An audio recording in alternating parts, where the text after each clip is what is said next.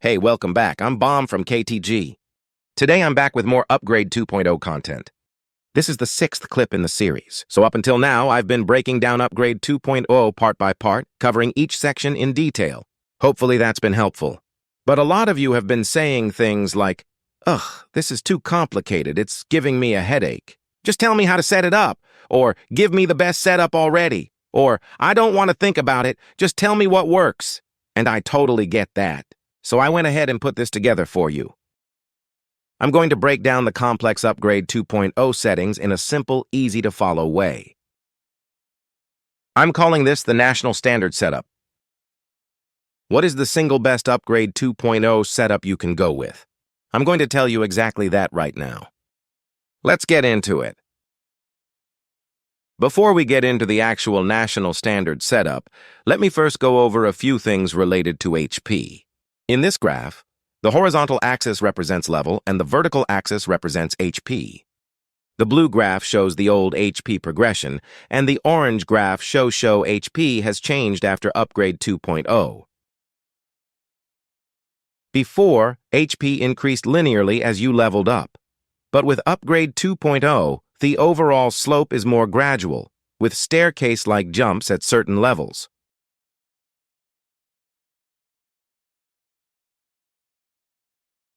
So there are these key levels you need to know about. You'll notice HP jumps in a staircase pattern at level 6, 10, 11, and 14.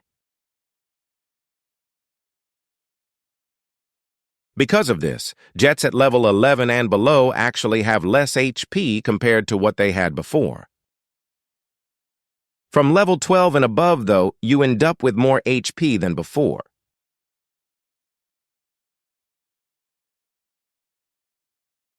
Now, the reason I'm bringing this up is that if you're running a fully upgraded level 20 jet, none of this really matters.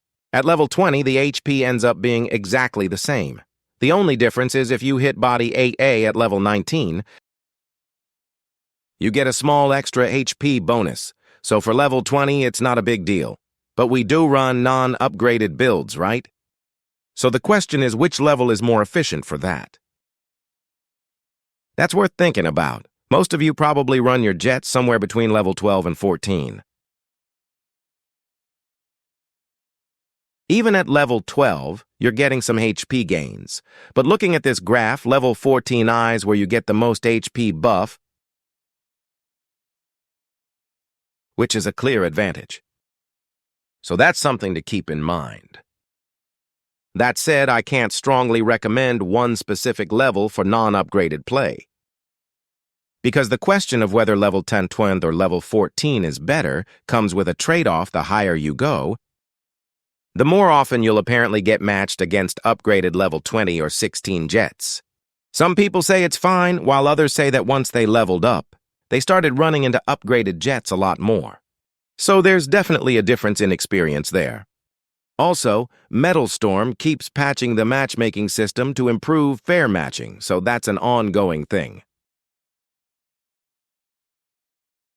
Level 14 might be fine right now, but if a future patch starts putting level 14 jets against more upgraded opponents, you could be in trouble.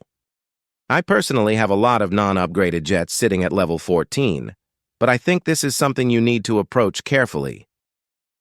So while level 14 does offer a solid HP advantage, depending on how future upgrades and patches play out, it's worth being cautious. Keep that in mind as you plan your setup. The second thing I want to cover is that options like 6B and 5B trade HP for improved performance in other areas.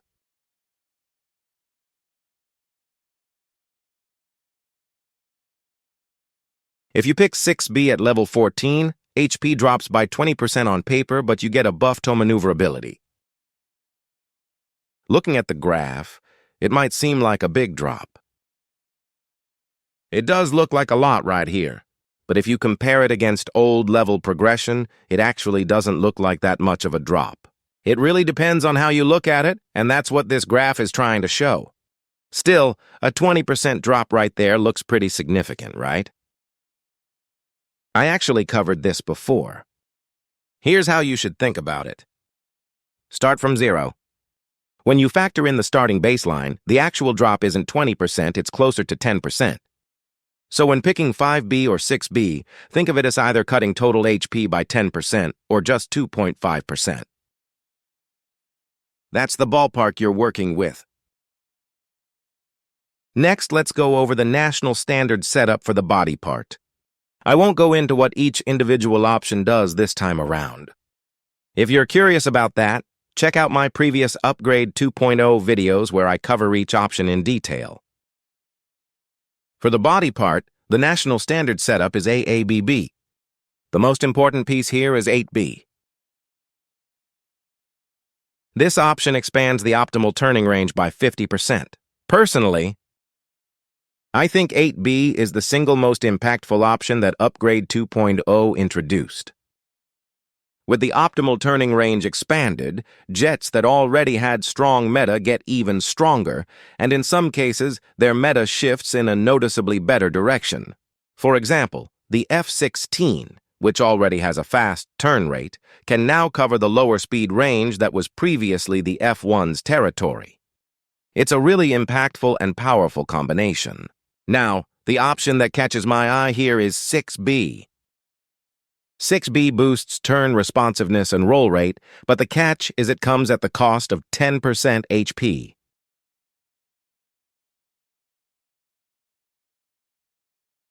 That made it a tough sell for me at first. Improving turn rate and expanding the optimal speed range can shift a jet's meta,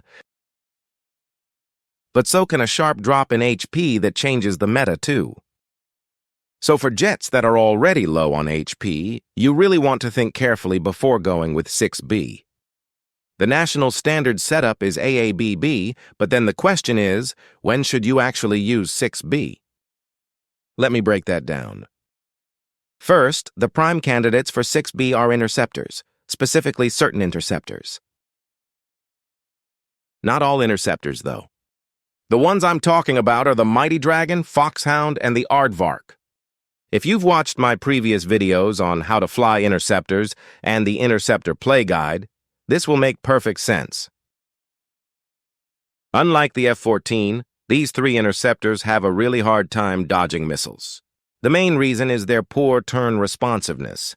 When you try to switch from left to right quickly, the low roll rate and slow turn response make it really hard to avoid incoming missiles.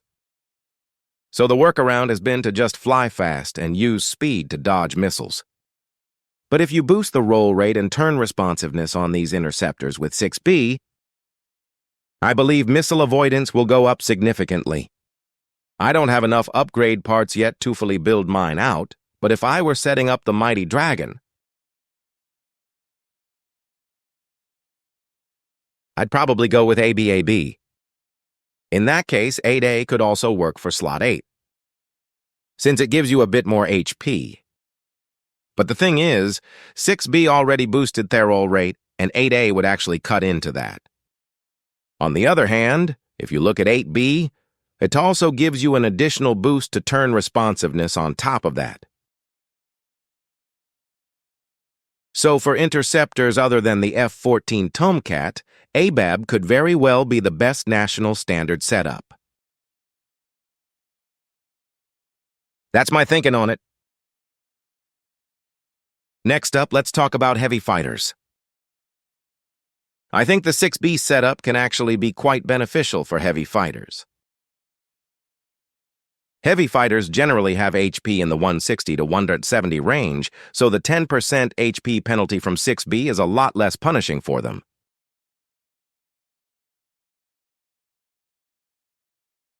But I'm not saying every heavy fighter within the heavy fighter category. I think the benefit is even greater for jets designed around close-range infighting. How do I tell if a heavy fighter is built for infighting?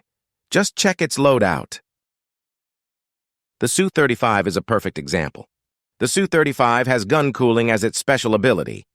That tells you right there it's a jet focused on gun attacks. It also carries 6 IR missiles. Even that loadout tells you it's not built for long-range engagements, it's clearly designed for close-range combat. Second, jets that carry manual launch missiles also fall into the close to mid-range infighter category. Jets like the Su-33, F-15, and Su-27, these aren't jets that prefer to hang back and snipe from range. So for jets like these that carry manual missiles, 6B can be a solid choice. On the flip side, a jet like the Su-30 carries 4 active radar missiles. That jet is fundamentally built around mid-range harassment and suppression, so 6B isn't really that appealing for it. That's just how I see it. Then there's the Raptor F-22 and the Felon Su-57. They're also mid-range heavy fighters. But they come with stealth at the cost of lower HP, sitting at around 135. So cutting 10% HP from those jets is actually quite painful. As I mentioned earlier, if HP is already limited, taking a 10% cut can drop you down to medium fighter or even high-end light fighter HP levels. That kind of shift can completely overturn a jet's meta. That's why I don't recommend 6B for the Raptor or the Felon. So for heavy fighters in general, I consider ABBB to be the national standard setup. But then you might wonder how sluggish is the turn responsiveness on heavy fighters to begin with, and how much does 6B actually help? Curious, right? Let me show you. This graph tests turn responsiveness across different jets. The horizontal axis is frames, which basically means time. The vertical axis is turn rate. So what this measures is if you're flying straight and suddenly crank the stick tune side, how quickly does the jet reach its maximum turn rate? The F-5 Tiger ramps up extremely fast at 0.12 seconds. The KF-21 Boramai is a medium fighter. It comes in at 0.28 seconds, noticeably slower to respond. Then the orange line is the A-6 attacker, coming in at 0.5 seconds. The initial response is slow, and that graph rises much more gradually. But here's the interesting part: the Su-35 clocks in at 0.65 seconds. That's actually slower turn responsiveness than an attacker. Keep in mind this is measured at 5% turn responsiveness. That's the 5% turn responsiveness baseline. After Upgrade 2.0, non-upgraded jets default to 5% turn responsiveness. Now let's see what happens when you equip 6B, the option that boosts turn responsiveness. The yellow graph here shows the change when you equip body part 6B, bringing turn responsiveness up to 20%.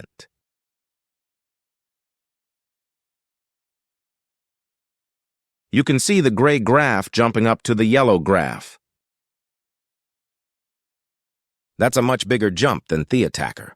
Still short of a medium fighter, but noticeably better. And I think this level of improvement to response speed will make a real difference in sustained turning fights where you're constantly changing direction. This graph only shows turn responsiveness, but keep in mind that roll rate also improves alongside it. So boosting responsiveness with 6B should be genuinely helpful in close-range turning engagements. Next, for the engine part, I'm going with A. Wait, Bomb YG, are you completely ditching B? Yes, I am. If you've been following my Upgrade 2.0 series, this will make complete sense to you. A boosts speed and acceleration, while B improves sustained turn performance. In other words, B is the option that improves sustained turning ability. So which jets actually need that sustained turning? The obvious ones would be jets like the Mirage M2000 and the Jaguar, right? But when I tested those jets with an all-B setup, the effect was barely noticeable, almost negligible. As in, it basically doesn't matter. What's interesting is that B actually showed a huge effect on certain other jets. The best example is the F-16. When I set the F-16 to all B, sustained turn performance nearly doubled. But think about it, the F-16 already has great sustained turning to begin with. Does it really need even more sustained turning stacked on top? That's the thing. The jets that actually need B don't benefit from it, while the jets that don't need it get a big boost.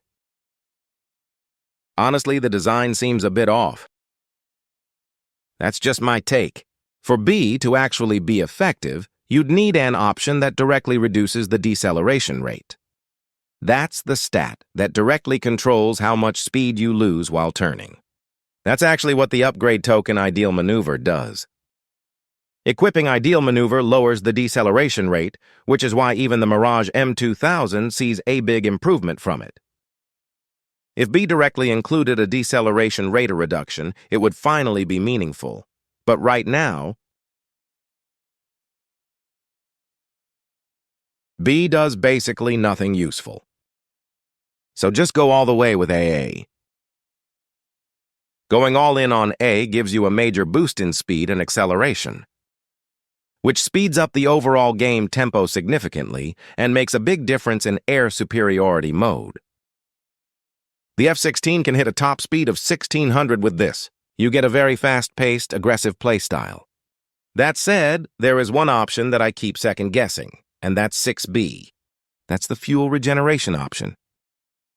Yeah, this one does tempt me a little. It's a helpful option, but if you've already taken body part 8B, fuel management becomes a lot easier, so that covers this area too.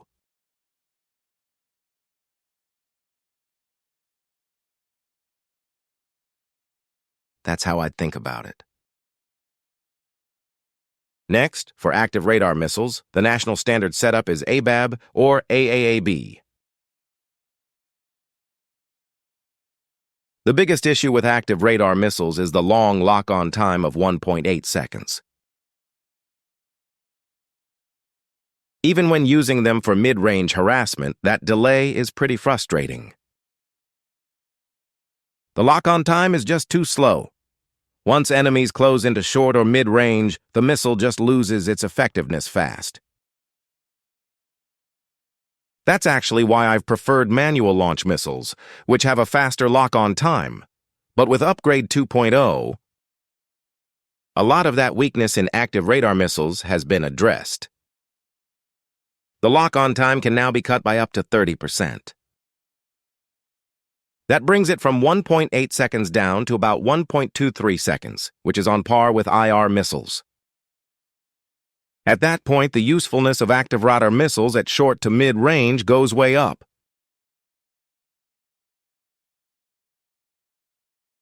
The main jets that carry active radar missiles are the Raptor, the Su-57 Felon, and the F-35.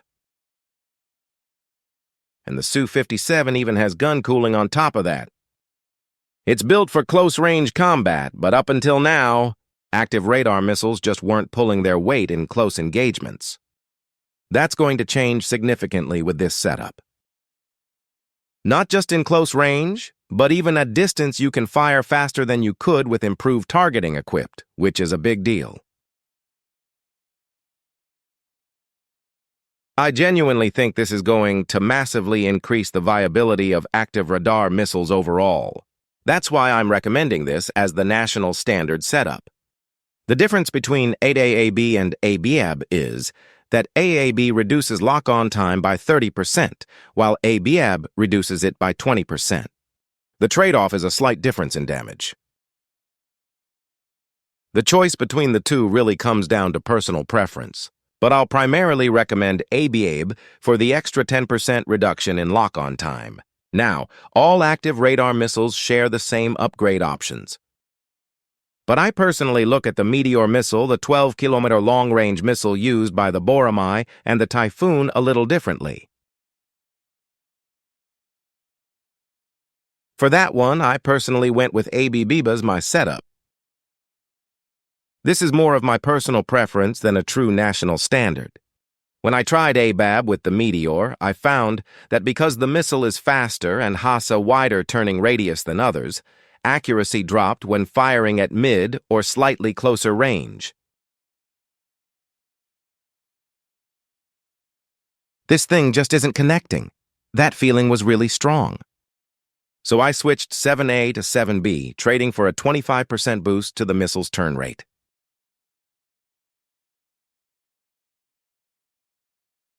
The downside is that lock-on time and damage take a slight hit. It's more of a personal preference than a national standard. But I think the missile is more useful at close to mid-range than at long range. Since I tend to prefer in fighting, I thought running the 12-kilometer long-range missile in that way. While it does reduce damage a bit, boosting the turn rate improves the missile's hit rate overall.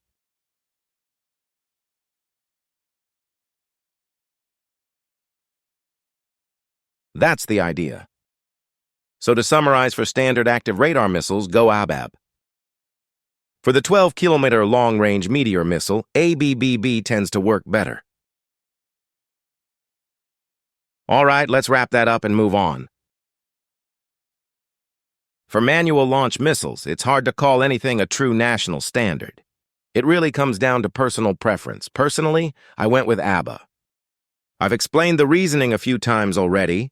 The most important thing with manual missiles is being able to fire quickly for a head-on kill when you close into short range. So even if it means giving up a bit of range, the priority is to maximize speed and acceleration for a fast launch without sacrificing damage or turn rate. Without losing turn rate either. Looking for an option that checks all those boxes, I landed on ABBA. That said, everyone has their own play style and way of using manual missiles. So it's worth exploring different setups to find what works best for you. Next up, let's look at the Hunter missile. In the missile spec sheet you're looking at now, the ones highlighted in yellow are the Hunter missiles. Think of them as falling into two main groups. The first group is the Mirage F1, M2000, and F4. The second group is the Tornado ADV. Treat these as separate categories. To understand why, you need to understand the difference between lock-on time and interval. Lock-on time you already know. It's how long it takes to lock on before firing your first missile. Interval is the gap between consecutive shots after that first missile is fired. That's what I'm about to show you. So looking at the top three, the F1, M2000, and F4, they have a fast lock-on time of 0.6 seconds, but a slower follow-up interval. The first shot comes out quickly, but rapid follow-up shots feel sluggish. The ADV is the opposite short interval, but a longer lock-on time. You've probably felt this yourself. When you use the ADV Tornado's Hunter missiles up close, it just feels sluggish and frustrating. That's exactly because of the difference between lock-on time and interval. So for the top three, I'd recommend treating them just like a standard manual missile setup. But the ADV, in my opinion, is better suited for mid-range harassment and suppression rather than up-close brawling.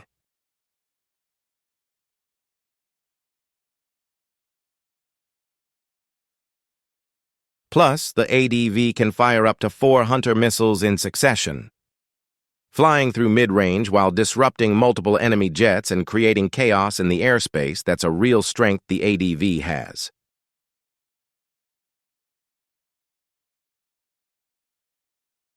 So for the ADV Tornado, I went with AABB. With this setup, range increases by 25%. Lock-on time takes a hit, but you gain a lot from speed, acceleration, and a wider blast radius. The idea is to use these missiles as harassment tools at medium to long range rather than for close-range duels. That's my personal preference, which is why I went with AABB for the ADV. For the other 3 Hunter missile variants, you can just set them up like standard manual missiles. Next, for the avionics part, I'll designate ABAB as the national standard setup. Looking at this ABAB setup, it's pretty well-rounded, nothing takes a hit. You pick up 2 flare-related options plus a bonus to detection range. Personally, I think the 2 most important things in the avionics part are flares and detection range. Detection range meaningfully expands your minimap radius in real combat, which gives you a big awareness advantage. So taking both flares and detection range while keeping everything else balanced is why I recommend this well-rounded ABAB as the national standard. For interceptors, though, I'd approach the Avionics a bit differently. I still don't have enough tokens to set up all my interceptors, but for the Mighty Dragon specifically, which is an interceptor, I'd go with BBBB as the national standard setup. The main reason for BBBB here is the missile lock-on warning range. This setup boosts how far out you get warned about incoming missiles. You're still well covered on flares, and since interceptors already have a long 14.3-kilometer radar range, boosting that range further doesn't make a huge difference, but getting earlier missile warnings absolutely does. The angle increase is helpful too, but honestly, in interceptor versus interceptor fights, having that missile warning range extended is where the real value is. That's why I'm recommending BBBB for interceptors.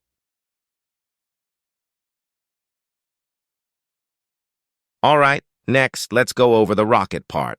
The rocket part isn't something I can sum up with a single simple answer. It's actually a pretty deep topic. So let me give you an easy-to-understand breakdown first. Take a look at this image.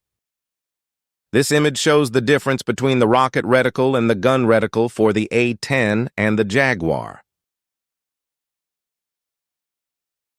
On the left, the diamond shape is the rocket reticle and the red circle is the gun reticle.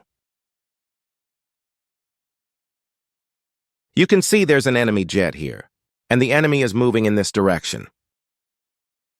Notice the gun reticle is closer in and the rocket reticle is further out. What does that mean? The enemy jet is currently here, but if I fire my gun now, the bullet takes time to travel. So by the time the bullet gets there, the enemy will have moved to about here. That's what the gun reticle is showing. The rocket, on the other hand, travels slower than the bullet, so you need tome at the rocket reticle, further ahead, so the rocket arrives just as the enemy jet reaches that point. From this, we can draw two key conclusions. First, on the A-10, the rocket is slower than the gun. And how far apart the rocket and gun reticles are tells you a lot about how fast or slow each projectile is moving relative to each other.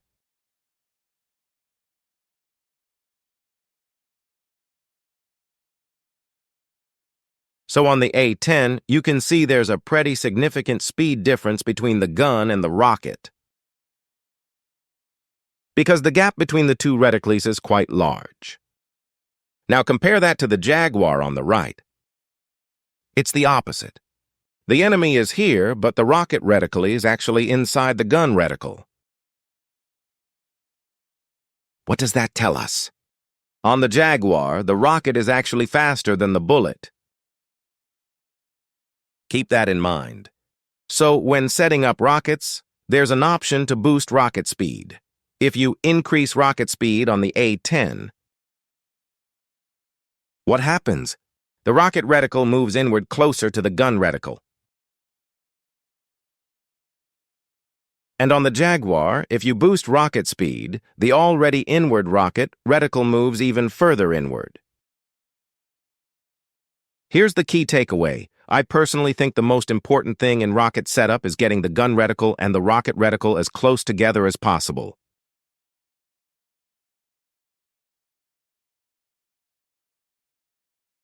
The reason the Jaguar's rockets are great, even after the speed nerf and damage reduction, is that the rocket speed is high enough that in most normal situations, the gun reticle and rocket reticle stay pretty close together. That's its biggest strength. When they're lined up like that, you can use auto-aim to guide your gunshots and fire rockets at the same time as a bonus. Since rockets deal blast damage, as long as the rocket reticle is close enough to the gun reticle, you can fire both simultaneously and still land hits. On the A-10, by contrast, when the two reticles are far apart, you realistically end up having to fire rockets and guns separately in most situations. So the real question is, how do you get the gun and rocket reticles as close together as possible, like on the Jaguar? That's the most important thing, in my opinion. This table shows the rocket specs for jets that carry rockets. The key thing to look at here is the bullet speed versus rocket speed difference.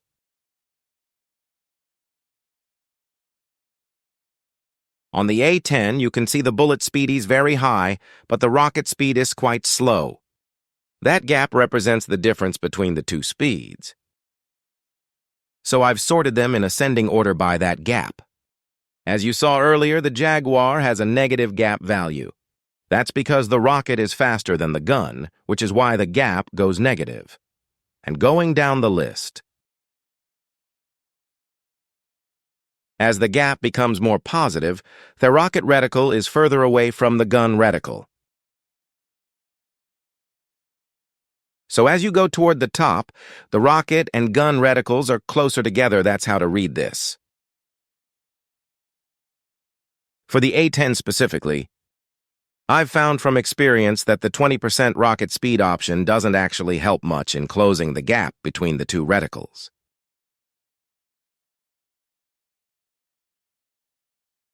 That's one of the key points I want to make here. After running various tests, I found that for the A4 and A10, boosting rocket speed didn't make much difference. But for the Su-22 and Su-34, the two reticles got very close, almost perfectly aligned, which was a huge improvement. And the jets in the middle range benefit noticeably too, not as dramatically, but enough that there are real practical situations where you can fire rockets and guns together simultaneously. That's the key takeaway I want to leave you with.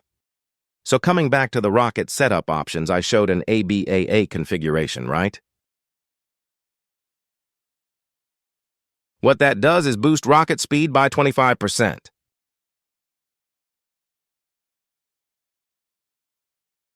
Yes, damage drops to 80%, but blast radius increases slightly, spread decreases, and you pick up other advantages.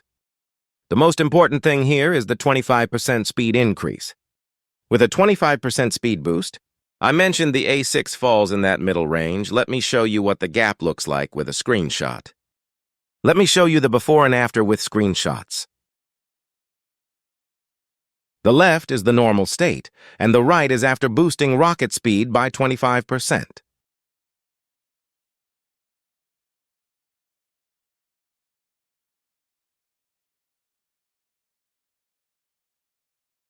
As you can see, the two reticles are now close enough that firing both gun and rockets together becomes a lot more realistic.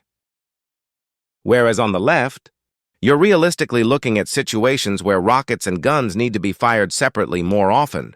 Of course, how far apart the reticles are also changes based on distance and enemy speed, so it's not always consistent. But in real combat situations, having that 20-25% speed boost, even at the cost of some damage, is a really important option for lining up combined gun and rocket shots more accurately. That's something I really want to emphasize. To summarize, the Su-22, Su-34, A6, F-100, and Phantom are the jets where the speed boost makes a meaningful difference.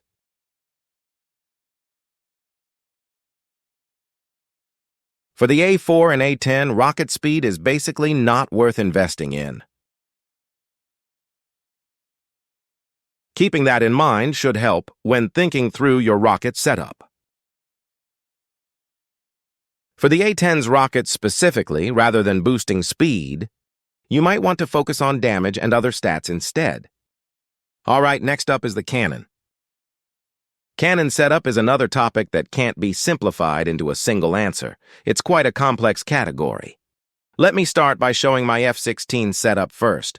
I went with BB-ABE, which gives 150% damage, spin-up time cut by 50%, and reduced spread. The downsides are aim assist drops by 55%, cooldown increases by 40%, and max firing time increases by 15%. So with cannon setup, it really comes down to how many Bs you can afford to pick. The damage boosting options are concentrated in B slots. But picking B for the damage comes with trade-offs in other areas. 5B costs you max firing time and aim assist, 6B costs you cooldown time and soon. So cannon setup isn't one size fits all. There are several things to consider. Let me walk you through those first.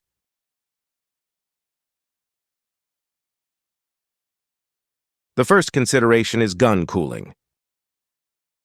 Jets with gun cooling as their special ability have a much easier time going heavy on B for maximum damage.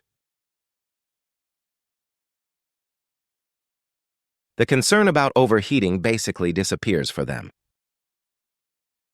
Having gun cooling essentially means max firing time more than doubles, so the jets with that special ability are the MiG-19, F-100, F-35, Super Hornet, and Su-57. If your jet has gun cooling, you can safely load up on B as much as possible. That's the rule.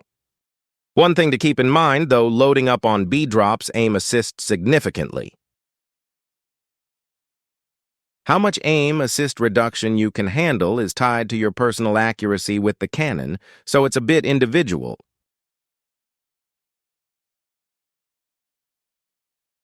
I'd recommend practicing in custom matches first. If you can manage with, say, a 40% reduction, then invest that much into damage. So in short, for jets with gun cooling, you have plenty of room to pick B options. Keep that in mind. Also, jets with a high base max firing time, meaning jets that can sustain gunfire for a long time before overheating, can also afford to take more B options. The A-10 is the best example. When I tested it, even cutting max firing time by 50% felt completely fine. Its base firing time is just that long, and looking at jets like the Su-34 F-15 and F-5 Tiger, these around the 6-second range, you could shave off 1 or 2 levels of max firing time and still be okay. That's the general guideline. On the flip side, jets with a low max firing time at the bottom of the list around 4.6 seconds seems to be the threshold where B starts to feel risky. That's roughly the average. Jets sitting around that level will find B options more uncomfortable to take.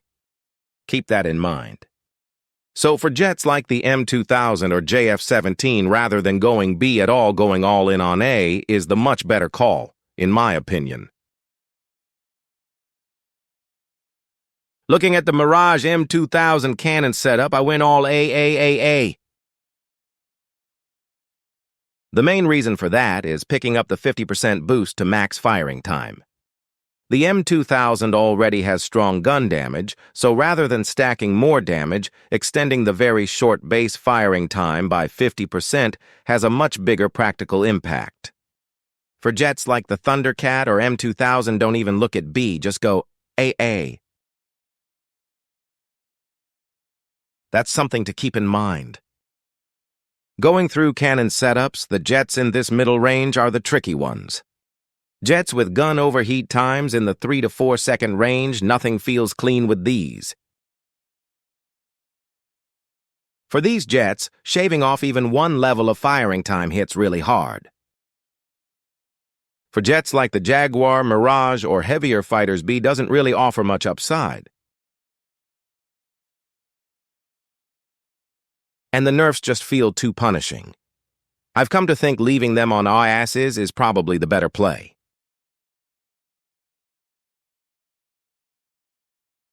Last up, IR missiles. I split IR missiles into 2 main categories. The first is IR missile setup for jets focused on close-range infighting. I'll designate 8A as the national standard setup for this. Let's use the F-16's missile as the example. What happens when you go ha? Range drops by 10%. Going from 2.8 kilometers, a 10% cut brings it down to about 2.6 kilometers, which can feel noticeable. But the key point is that you maintain high damage while also boosting turn rate, which is what matters most. I covered this before. Standard IR missiles actually have poor turn rate to begin with. A great example of that is the F5 Tiger's special ability. Barrage fire, it's really hard to hit lateral moving targets with it. For standard IR missiles like these, boosting turn rate by around 45% is where you get the biggest jump in performance. The missile becomes noticeably more effective. So for this category, I'm going with a POE as the national standard. Now there's another category of IR missile. The IR missiles on interceptors specifically. The Mighty Dragon isn't a close-range brawler. For a jet like that, maximizing range is probably the better call. So for the Mighty Dragon's IR missile, I went with AAAB, and the big thing there is the 25% range increase. That takes it from 2.8 km all the way up to 3.5 km. The turn rate gain is significantly reduced as a result. So basically, when your playstyle involves firing from slightly further out, AAAB is better. When you're focused on close-range engagements with high turn rate to improve accuracy, AAA is the better pick. That's how I see it. And with that, we've wrapped up the Metalstorm Upgrade 2.0 National Standard Setup Guide. I hope it was helpful. I want to emphasize I called this the National Standard Setup, but it's really just one reference point from my perspective. Take it, use it as a starting point, and customize it to fit your own playstyle. And if you test things out and find a more efficient setup, please share it with me in the comments. It'll help everyone watching too. If you enjoyed the video, please subscribe, hit like, turn on notifications, and drop a hype. It really helps. This has been KTG Bomb. See you next time.